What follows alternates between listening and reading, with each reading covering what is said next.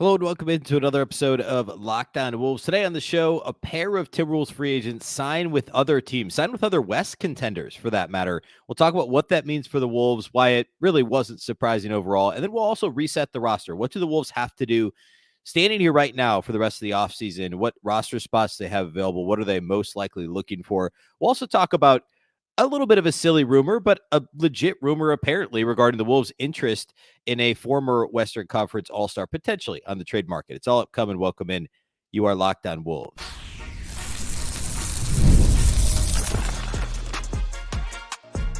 You are Locked On Timberwolves, your daily Minnesota Timberwolves podcast. Part of the Locked On Podcast Network, your team every day. Hello and welcome to the Locked On Wolves podcast, part of the Locked On Podcast Network, your team every day. My name is Ben Beecken. I'm the host of Locked On Wolves. Today's episode is brought to you by Game Time. Download the Game Time app, create an account, and use the code LOCKEDONNBA for $20 off your first purchase. Terms apply. Happy Wednesday, everybody. Happy Hump Day. And a couple big news stories in Wolves land related to players who were on the team last year that are no longer on the Minnesota Timberwolves. We'll talk about what that is, what that roster impact is for Minnesota, what's next in free agency for the Wolves, kind of reiterate some of the guys I talked about on Tuesday's show that I think make sense still for Minnesota. And then we'll get into a bit of admittedly, I think it's kind of silly because it's really far-fetched, but anytime the Wolves are linked by an actual real live NBA reporter who has sources that it's not just strictly some, Bleacher Report or whatever website trade, we have to talk about names that are thrown out there, especially at this point in the offseason. So we'll do that today too, about a Western Conference All-Star. It's going to be on the graphic here in a second, so I'll just say it. Lauri Markkanen, apparently the Jazz, we mentioned the other day that the Jazz are looking to potentially trade him. The Wolves have been floated by Jake Fisher of Yahoo as a team who may be interested. So we'll talk about that too, and why it's technically feasible, but really unlikely to happen. So all that today on the show. A big thank you here off the top for making Locked On Wolves your first listen every day. Of course, this show is free and available everywhere. That includes YouTube, as well as all of your favorite audio platforms. Wherever you like to listen to podcasts, you can find Locked On Wolves. You can also watch on the Locked On Sports Minnesota app on both Roku and Amazon at Fire TV. And you can follow on X at Locked On T-Wolves and also at Beecken with 2 B's, 2 E's, CKEN. All right. Let's start with the guys that are gone. And the first news was Monte Morris, and this one was, I don't know, I guess they were equally unsurprising. This one hurt, though, a little bit because of what Monte Morris is getting from the Phoenix Suns. First of all, he's going to the Phoenix Suns, which is not ideal. And second of all, he's getting a minimum contract with the Phoenix Suns. And the Wolves can sign their own players to minimum contracts. But surely what happened here is the Timberwolves traded up for Rob Dillingham, and Monte Morris said, all right, so even if I start the year as the backup point guard, like, what's the path here? You're always going to want to give Dillingham some playing time. And I'm sure that the Wolves made a pitch for him to come back at that same deal by saying, like, hey, they probably didn't say it this way, but basically Finch loves his veterans.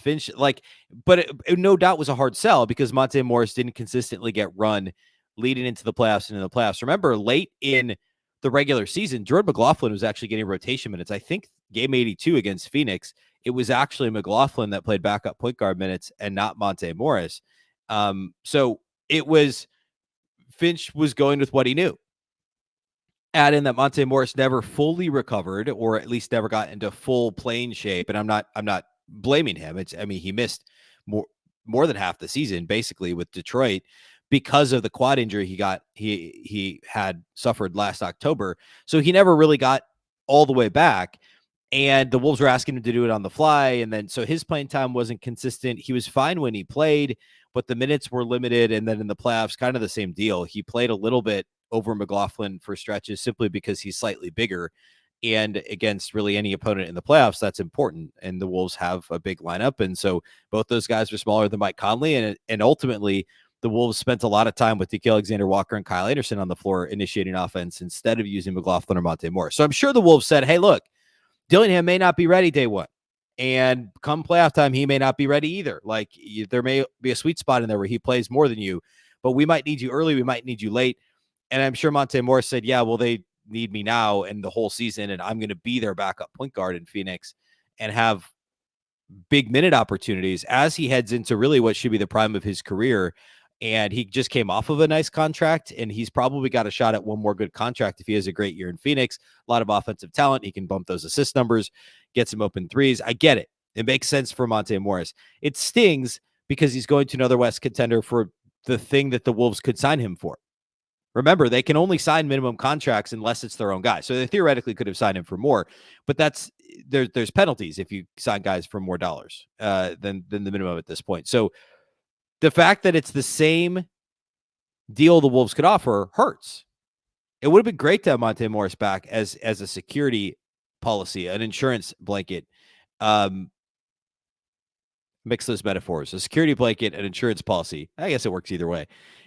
Now, but it would have been absolute luxury because you have Dillingham and they have space to sign somebody else at a minimum. So, like, you don't need Monte Morris. I'm sure this was the Wolves' plan A, was let's at least give it a shot to give Monte Morris a minimum deal. And, McLaughlin walks, and then we've got Dillingham. And between Dillingham and Morris and Nickeil Alexander-Walker, there's a backup point guard solution. Instead, he goes to Phoenix. He'll be on a Western Conference rival, of course, the team the Wolves swept in the first round this year.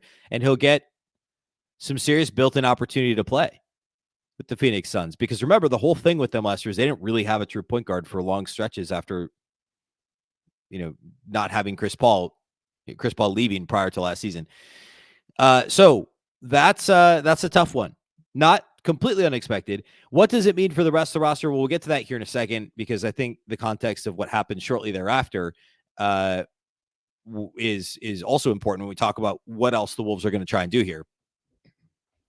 Kyle Anderson, slow-mo, who the Wolves were vocal about wanting to bring back, and Kyle was vocal about wanting to come back to the Timberwolves. He will be technically signing with the Wolves in a sign and trade, but ultimately going to the Golden State Warriors for 3 years and $27 million, which is essentially what he's making now. He was making around $9 million. I think his contract was 2 years and 18 or 18.5 with Minnesota. So he was making roughly that the last couple of years. It's a 3-year deal. The third year is non-guaranteed. So essentially 2 years and a player option. And the only thing the Wolves are getting is a future second round pick swap and then cash to surely offset, whatever tax bill cash needs to be offset. So the sign and trade thing only really, the future second round pick swap, fine. Like, we'll take it. But this makes a lot of sense for Golden State. Like, slow-mo makes sense there. It stings for Minnesota, but again, not unexpected. And from the beginning of this offseason, we talked about this at Minnesota Basketball Party a few weeks ago, that like, hey, the Wolves are going to try whatever they can to bring Kyle Anderson back. And I'm sure that if they had the mid-level exception available to them, which could have been $5 to $6 million, I'm sure the Wolves could have made a more legitimate push. But as soon as they hit that second apron, which was pretty inevitable, but happened very quickly this offseason, that was going to be a thing, they no longer have the mid-level exception available. So that conversation went out the window, and they technically could sign him to whatever they wanted because they're in the second apron and he's their own free agent. And there was a report that came out, I think early Tuesday or late Monday, that the Wolves and Anderson were far apart. I'm sure that they were saying, hey, we'll pay you $4 or $5 million. Like, you can come back, you'll have the same role. And I'm sure he was like, no, I know I could get more on the open market, which is exactly what I've been saying from the beginning, that the Wolves were going to try and retain him, but it was going to have to be at a discount. And that was too big of a discount. I know Kyle Anderson talked about his son, who's on the spectrum, enjoying being in the Minnesota schools, and they liked being in Minnesota, and he wanted to stay. And I'm sure that didn't help in terms of negotiation tactics. And unfortunately, that's just the way it is. And so the Wolves probably were like, hey, look, you want to be here, we'll pay you a little bit less, we'll be a contender. Well, he went to Golden State, and the Wolves should be better than Golden State next year. But obviously the Warriors are still reshaping their roster after this happened. They're, came out, they're trying to get Buddy Hield in a sign and trade. So there's a lot of moving pieces still, but Kyle Anderson is one of the pieces now replacing Klay Thompson. And he's actually going to be slotted into the traded player exception that was created when Klay Thompson was moved to Dallas. So as we said from the beginning on this show, it was always unlikely Kyle Anderson came back. And even though he had offensive struggles and he was one of 2 non-shooters in the Wolves rotation along with Rudy Gobert, he brought a lot of value as a Swiss Army knife on both ends of the floor, but especially defensively. And then also as kind of the guy off the bench that would actually run the offense. And Nickeil Alexander-Walker can do that. But sitting here right now, the only guy that's really, truly a bench playmaker for others is a 19-year-old rookie in Rob Dillingham. And who, by the way, some scouts had concerns about playmaking ability. I didn't agree with it. Neither did Tyler Metcalf of No Ceilings. I had on the show last Friday to talk about Dillingham as a prospect. We both think he'll be just fine as a creator for others in the NBA. But he's certainly going to be raw in that area as a rookie. So the Wolves do still need a vet point guard. We'll talk about that next. We'll talk about kind of resetting the roster where the Wolves are at, and then we'll get into the Lauri Markkanen talk. We'll do all that here next.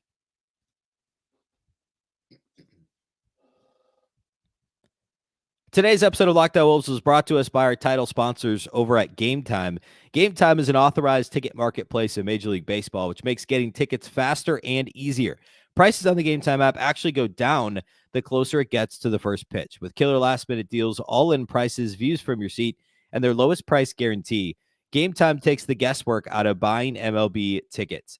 You can get last-minute deals on anything, save up to 60% off buying last-minute for sports, but also concerts, comedy, theater, etc. All things I like to attend. My wife and I love to go to comedy shows, concerts, and theater for that matter. You can get flash deals, save even more with exclusive in-app deals on select seats ahead of the game or the event. You can also toggle all-in pricing on to show you the total up front with no surprise fees at checkout and get a panoramic view of your seat in the app before you buy with their seat views. Their lowest price guarantee means that Game Time will credit you 110% of the difference if you find tickets somewhere else. Take the guesswork out of buying MLB tickets with Game Time. Download the Game Time app, create an account, and use the code LOCKEDONNBA for $20 off your first purchase. Terms apply. Again, create an account and redeem the code LOCKEDONNBA. That's LOCKEDON NBA for $20 off. Download Game Time today. Last minute tickets, lowest price, guaranteed.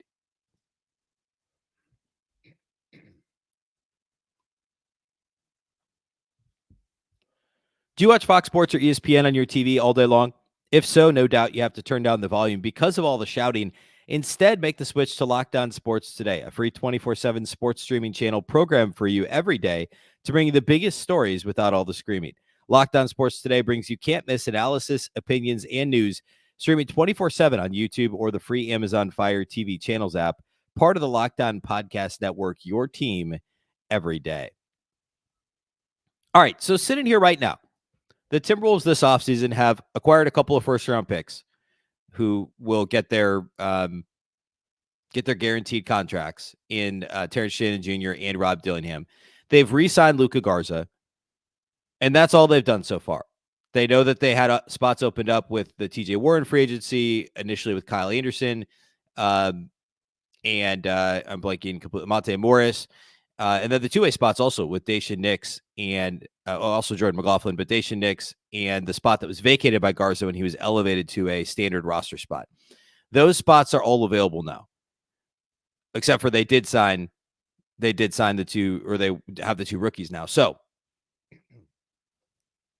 roster size is 16, but the minimum is 14. And that's what the Wolves did last year. They started the year with 14, and then there's rules about having to add somebody along the way because you can't have an empty roster spot for so long consecutively, and you can't finish the year with an empty roster, or with a non-full roster, I should say.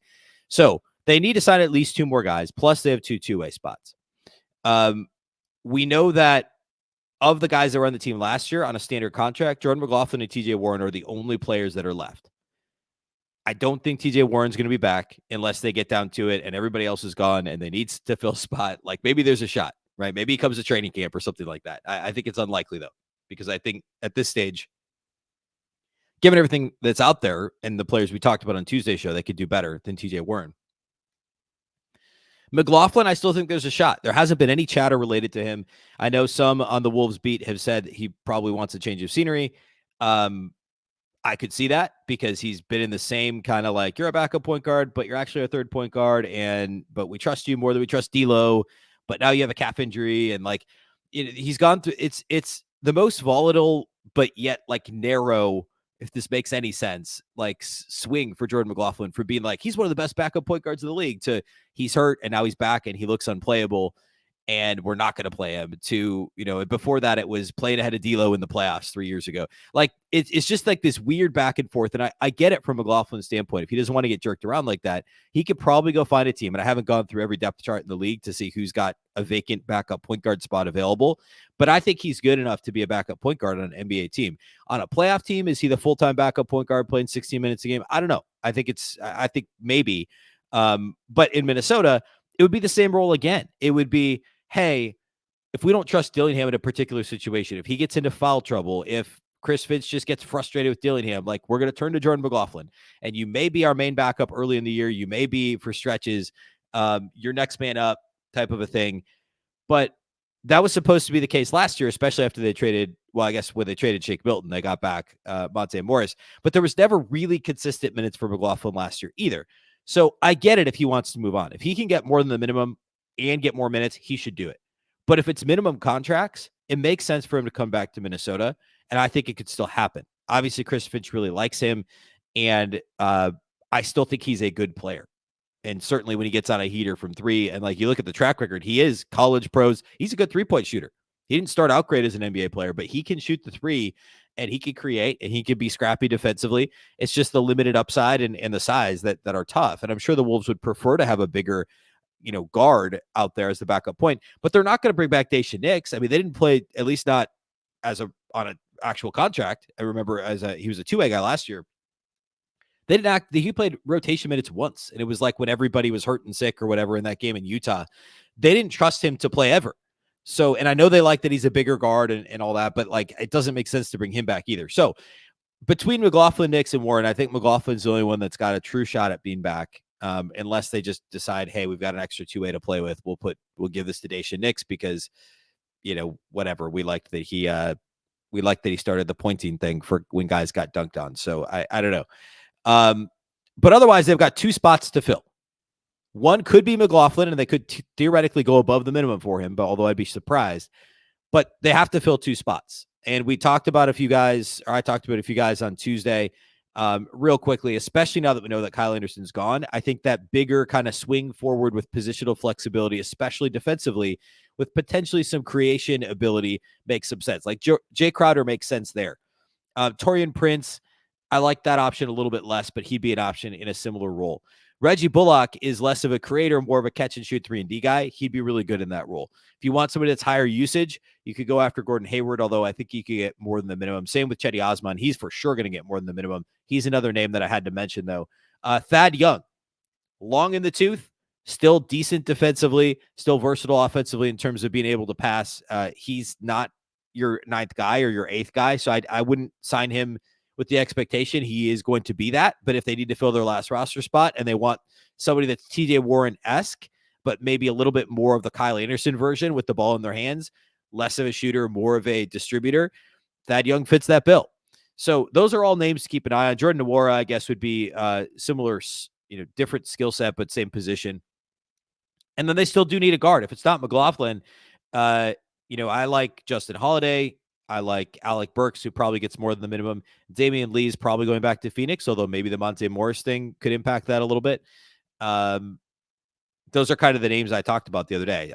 But again, I went through the list of backup point guards. I don't know who you're going to find on that list that's better than Jordan McLaughlin that's going to sign for the minimum.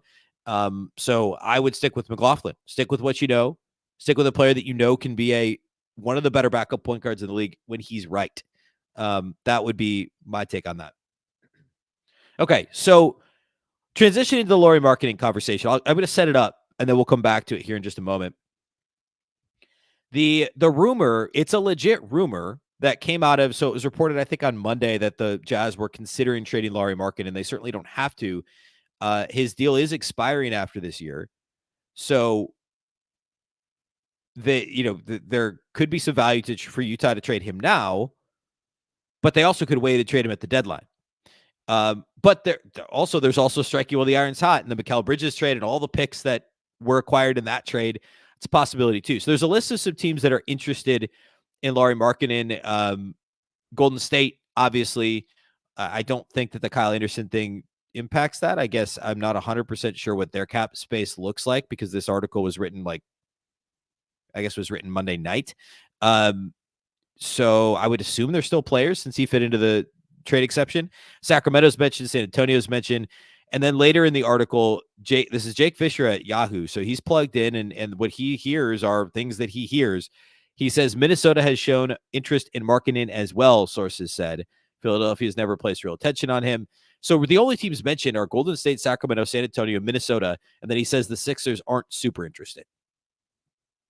So take that for whatever it's worth. The Wolves are apparently interested in Markkanen. I'll explain how this could work. And I actually did find a fake trade somebody wrote about. I'm going to give them some props and talk about what I like and don't like about it, and why the Wolves would even entertain this, why it's technically feasible, although not likely. We'll do all that here next.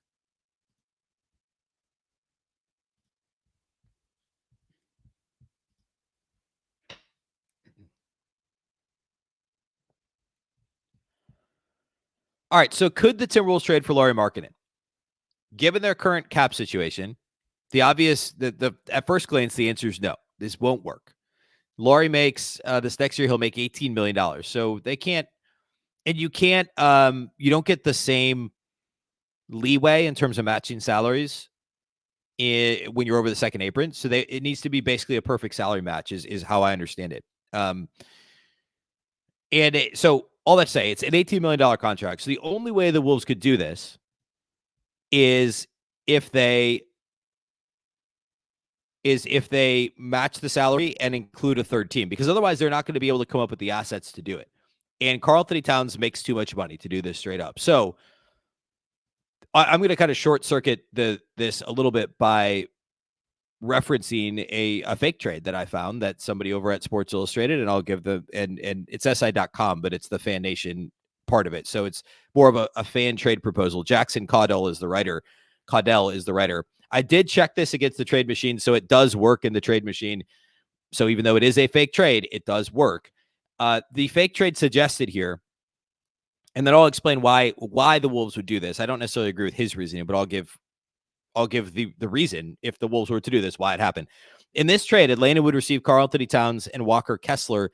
The Wolves would receive Lauri Markkanen and DeAndre Hunter. Utah gets Clint Capella, Garrison Matthews, and a whole host of picks, mostly from Atlanta, except for there is a 28 pick swap for Minnesota and a 25 second-round pick from Minnesota, which was originally Utah's in the first place. Why would Minnesota do this?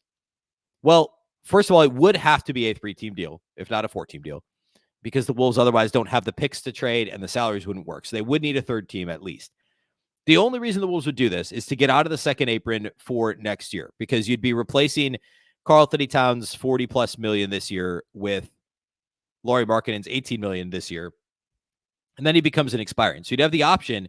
Do we re-sign Markkanen, which is probably unlikely because you're going to be right back in the same spot, except if Markkanen wants the max, which would be pretty aggressive. But if he does, and I'm sure he'll ask for it, ultimately over the life of that contract, it's going to be more than what Karl-Anthony Towns is signed for. So you could do this trade. And if you could tell yourself, it doesn't make us worse this year. If anything else is treading water, or I shouldn't say that because there'd still be a finals contender, but it would be in the same, within the same variance of what this team should be this year, right? Like if we buy they're a 50 to 60 win team or something like that, they should be in that same window. Markkanen is a reasonable facsimile of Karl-Anthony Towns offensively, obviously not as skilled offensively, but certainly can stretch the floor, can do a lot of those same things. He's a big body defensively. He's not as good defensively as Karl-Anthony Towns, no matter what anyone might tell you. He's just not. So it might make you marginally worse this year, but if you also get another rotation guy, like in this case, DeAndre Hunter, who's fine on both ends of the floor, I think he's a bit overrated defensively, but again, big body, has the size, could be your ninth guy just fine. I mean, he's been a starter for most of his career in Atlanta, for whatever that's worth. You could argue this trade doesn't make the Wolves worse. It eases the tax bill this year. It gives you the expiring for next year. I would have to run all the numbers to see what that means for next year's cap, if like that's true savings, or if they are still over the tax anyway. And then it's like, all right, what's the point of this? Why not just go all in one more year and see what happens? So that's kind of where I land on it, is I don't think that it's worth it to make the team marginally worse. Now, it's also not my money, but I think it'd be a pretty clear argument for Tim Conley to whoever he's reporting to currently in ownership, probably Glenn Taylor, but maybe everybody on some level, is look, this doesn't make us better. It saves us $20 million plus whatever penalties we're saving this year. but it makes this marginally worse. And as long as we're paying the tax anyway, we might as well go all the way in, which has kind of been the argument all along. So I don't think it makes a ton of sense for that reason. Now, that has to be the only reason the Wolves are interested. Markkanen's going to be 27, so he's theoretically going into his prime. He actually just turned 27 in late May. So he's going into his prime. He's a career almost 38% three-point shooter. Last year was 40%. He's been 39% or greater through the last 4 years. So he's nearly as good a three-point shooter as Karl-Anthony Towns. He was an all-star most improved player 2 years ago. Last year had put up 23 and 8. Again, shot 40% from three.